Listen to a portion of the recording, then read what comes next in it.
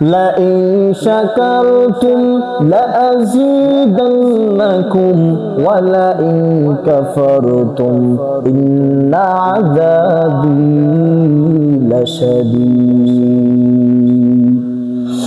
আল্লাহ রাব্বুল আলামিন বলেন,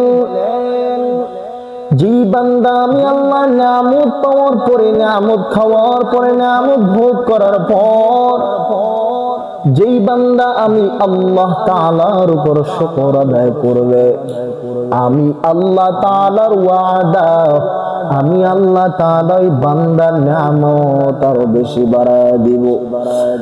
আর যারা আমি আল্লাহ তাআলার নিয়ামত পাওয়ার পরে, নিয়ামত ভোগ করার পরে, নিয়ামত খাওয়ার পরে যে বান্দা বান্দিরা শুকর আদায় করবে না, ওয়ালা ইন কাফারতুম ইন্না আযাবি লাশাদীদ, আমি আল্লাহ তাআলা তার নিয়ামত ছিনায় নেব। শুধু তাই না, কিয়ামতের ময়দানে ওই বান্দা বান্দি গুলাকে কঠিন কঠিন বড় আযাবের ভিতর আমি আল্লাহ তাআলা নিক্ষেপ করব। এজন্য বুঝাইতে চাই, আল্লাহ তাআলা দুনিয়াতে নাজ নিয়ামত দিয়া ভরপুর করে দিয়েছেন।